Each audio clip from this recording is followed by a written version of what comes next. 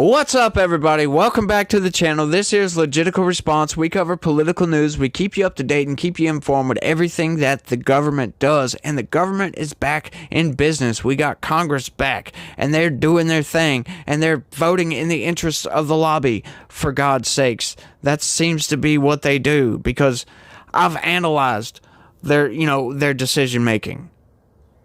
And when you look at $1.7 trillion deficit spending, and having some of that deficit spending being spent on stuff like $750,000, and it went to some, let's just call them eggheads, that's the nicest word I can think of, to study what did Armstrong say, what did Neil Armstrong say when he landed on the moon? Was it one small step for man, or was it one small step for a man? $750,000 was spent studying what he actually said. They listened to the crackly old audio from the black and white tapes. Another earmark that we discovered in this bill is $1.5 million to encourage video gaming in New York. In fact, we might be better off spending $1.5 million to discourage kids from playing video games. Is $1 million for Martha's Vineyard Hospital, one of the richest zip codes in the United States. We are spending at such a rate that right now we are averaging $1 trillion to the debt every 90 days. If that pace continues, instead of $1.5 trillion, it could be up to $4 trillion in the next year.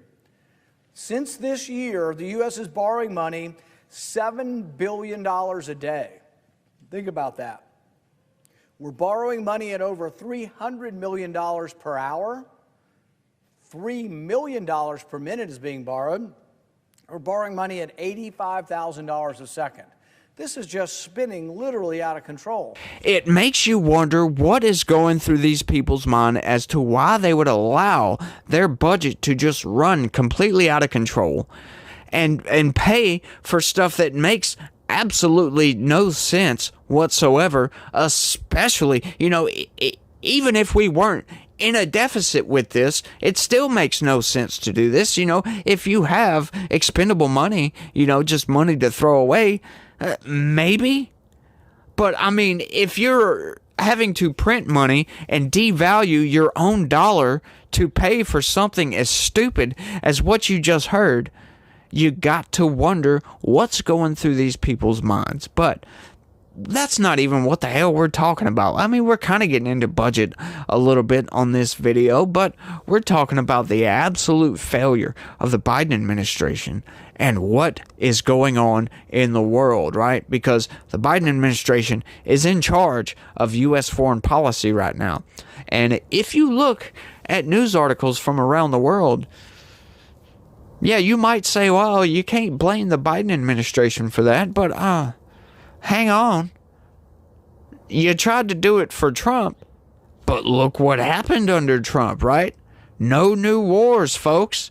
He was getting us out of Afghanistan.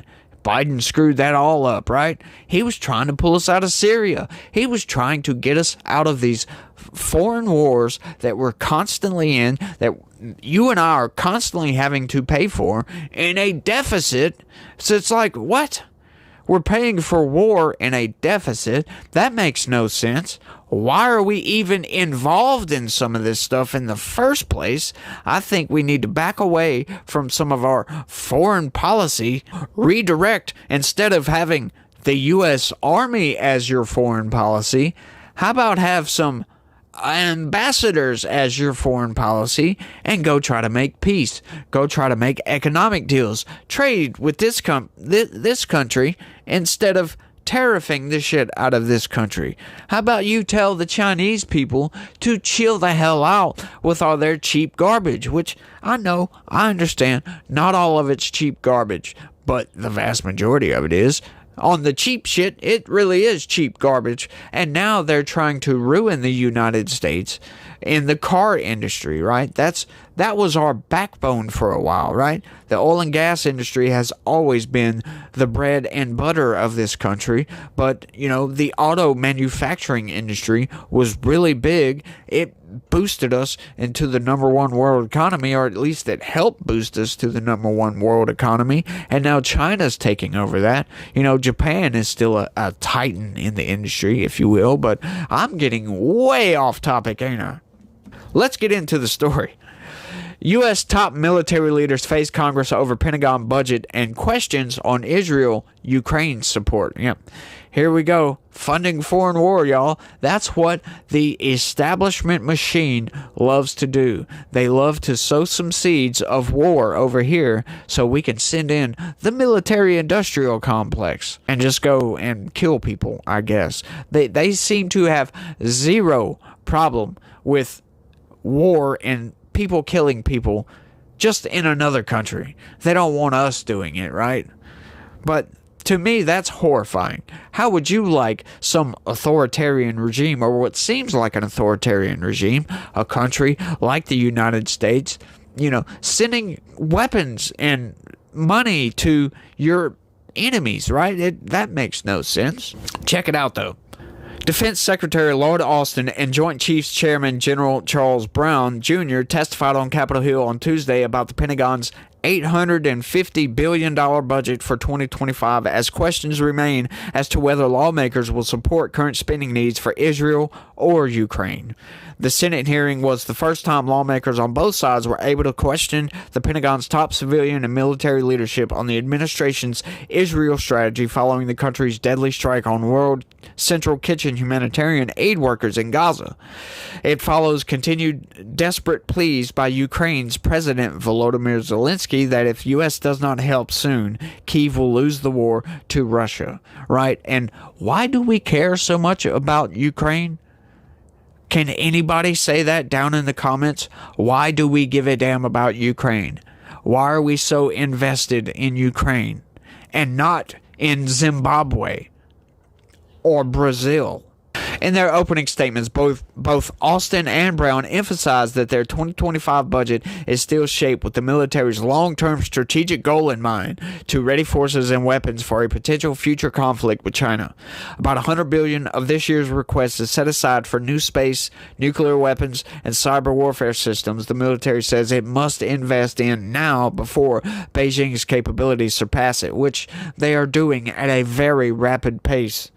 But the conflicts in Ukraine and Israel are challenging a deeply divided Congress and have resulted in months of delays in getting last year's budget defense through, which was only passed by lawmakers a few weeks ago.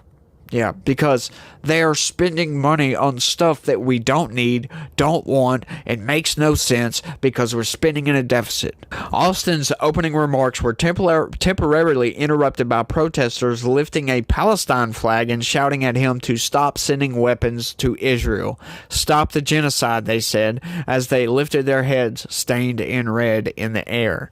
The Pentagon scraped together about $300 million in ammunition to send to Kyiv in March, but cannot send more without Congress's support, and a separate $60 billion supplemental that would fund those efforts has been stalled for months. You know why? Because there's no end game here. Questions are raised. Why are we paying for the retirement and the salary of doctors, nurses, firefighters, police officers in a foreign country? Did you guys know that? Yeah, some of that money that we're sending to Ukraine is paying for the pensions of state employees and nurses and doctors and all this other stuff, teachers, what have you, police officers, all that stuff. Yeah, it's paying their salaries and some of their pensions. Why? Because Ukraine is in all-out war with Russia, right? Now, the mainstream corporate press will have you believe that, we have to help Ukraine, y'all. We must save democracy. But hang on, Ukraine's not a democracy, right? They're banning Orthodox Christian churches over there, right? They canceled the election. They consolidated all their media into a state-owned media. Does that sound like a democracy? Something that we should be defending? It doesn't sound like that to me. I don't want to pay for the pensions of a corrupt nation. I don't want to pay their state employees to go to work I don't want to pay for that. Let me know down in the comments if you don't mind paying for those things to a corrupt nation who God knows where that money is going, right? And we're also at the same time funding a foreign war, right? Just because evil Putin wanted to invade Ukraine, right? But that gets into deeper issues, right? When you got the corporate press and all your generals in the U.S. military and all the politicians are telling you, yeah, if we don't help Ukraine win the war, right? Like, can you actually see a situation in where Ukraine actually pushes Russia out?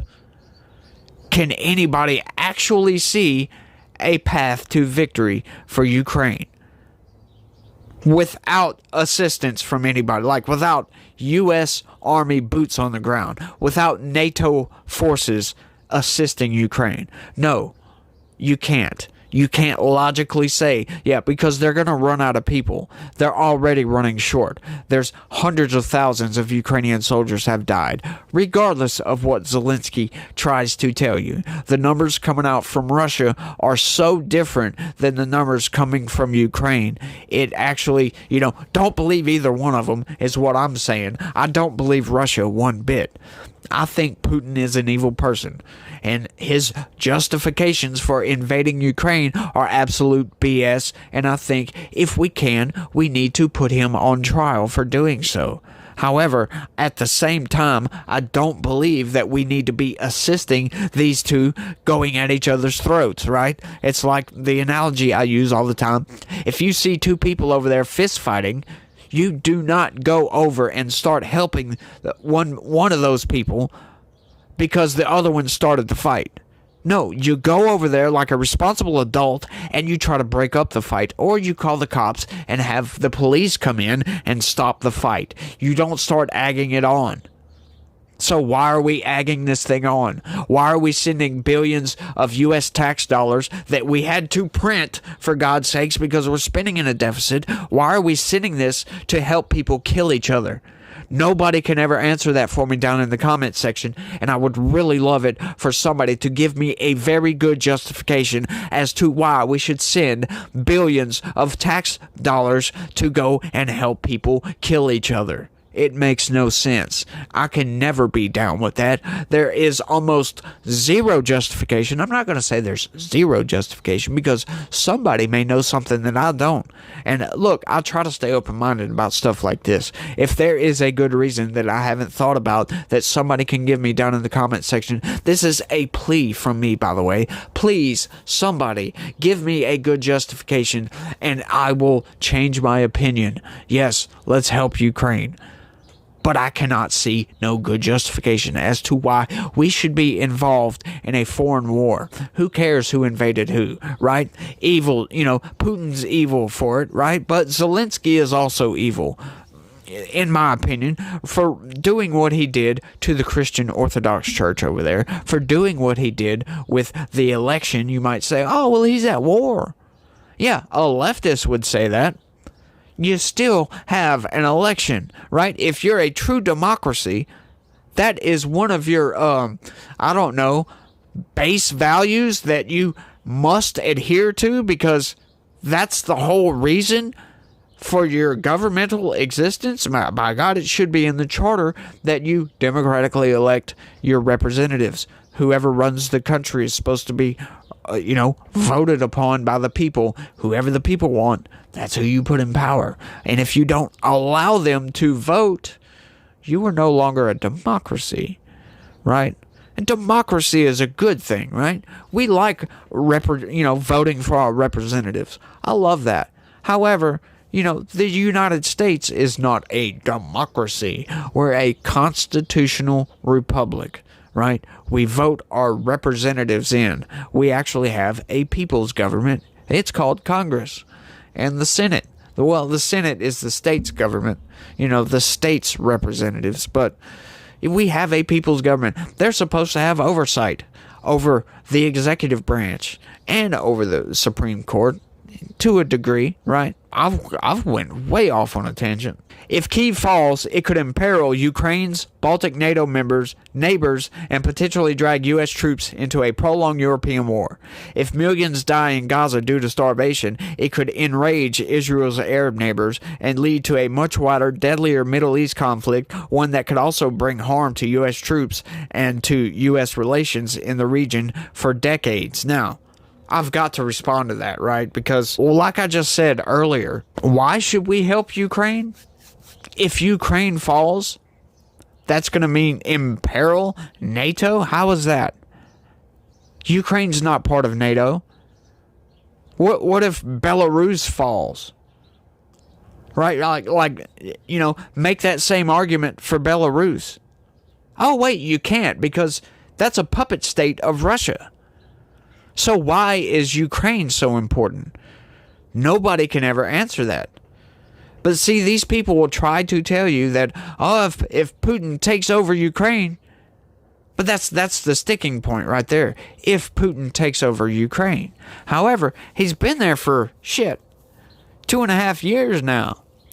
And he's not doing so well. Right? We haven't sent money over there in a long time. It's been a while since we've sent billions of taxpayer dollars. It really doesn't seem to me that Putin is all that interested in the remainder of Ukraine. He wanted his land bridge. When you look at the situation on the ground and you look at it logically, okay, Russia's army is like 5 times bigger than Ukraine's army, right? Especially at this point, Ukraine has lost a big portion of its military, right? Russia, on the other hand, has only used about 1/5 of its military in this campaign. Wonder why that is. If they really wanted to invade and take over Ukraine, you would figure they would want to do that as fast as possible. Why drag this thing out? It's because they don't care about the remainder of Ukraine. They could care less, folks. So don't let these people lie to you that, oh, if we don't help Ukraine, Putin's going to take over, and somehow that's going to imperil the Baltic NATO members. How? How exactly does it do that? Because from my calculations, Belarus sits right there on the border with Poland. That's closer to Poland than Ukraine is. And hang on, what else is right next to Ukraine? Oh, some insignificant small little country I forget the name of. But, all I'm saying is don't let these people lie to you. Putin doesn't want to invade the entirety of Ukraine. Otherwise, he would have done it already. He would have rolled over Ukraine's defense forces, and he would have taken a lot more land than what he has. You could argue that, well, it's because we're helping Ukraine and doing all this and doing all that. Yeah, well, the fighting hasn't been that fierce, so don't try to sell me a ship when it's really a land yacht. There's no genuine critical thought without hurt feelings. Do you understand that? No critical thought without hurt feelings. Okay, then you say, well, we'll dispense with critical thought because we don't want anybody's feelings to be hurt. So then they wander off a cliff and die. Now, getting to the other portion of that paragraph, I agree. If Israel continues to do what it does, right, it's going to piss off its Arab neighbors, and Israel's going to have some major problems. Yeah, I think it's a good thing that we try to stop Israel from killing so many civilians. That's something that I do like that Biden is actually doing, but I don't think he's doing it because he's tired of seeing civilians die. To me, he's only started spouting this nonsense ever since the insane arm of the Democrat Party started yelling and screaming, and ever since the Democrat Party started bleeding voters like freaking crazy in this primary election where Democrat voters are voting for undecided or none of the above instead of voting for Joe Biden. Now he's starting to tell Netanyahu, hey, you need to chill out, blah, blah, blah, blah, blah. For God's sakes, we're sending like 6 ships to go build a port to ship in humanitarian aid. I don't know if I like that or not. Considering we're doing it in a deficit. Yeah, I don't think that's a good thing. Do I think these people need some relief? Yes, I would love it to death if Israel would stop killing civilians. But on the other side of that, these people put themselves in that place, right? They voted Hamas into power. Then Hamas goes and terrorizes its neighbor, and then these people are screaming, "Help me," when their neighbor goes all out against them because Hamas launches some insane attack, kills 1,200 people, and takes 250 hostages, and is still holding the majority of those hostages. Right? It's hard for me to have sympathy for the Palestinian people when that's what they voted for. Yeah, they voted for that. That's what happens when you vote in a terrorist organization. Sure, I don't like seeing civilians killed. But like I said, on the other side, it's war. What can you do? You can't totally eliminate civilian casualties. That's almost an impossibility. But you can try harder. That's my criticism for both sides, right? You can try a lot harder. And you could maybe next time not vote in a terrorist organization that gets you killed. Yeah. How about let's do that? But enough about rambling and ranting about. Y'all let me know what y'all think about Lloyd Austin's Senate hearing. Y'all let me know what y'all think down in the comment section. Y'all let me know what's going on in Ukraine. Let me know what you think about what's going on in Israel, what's going on with the Biden administration, and all that good stuff. Y'all just leave a comment. Let me know what you think. That's all I got for this one. I want to thank everybody for watching. And y'all try to have a good day and stay legitical. Peace.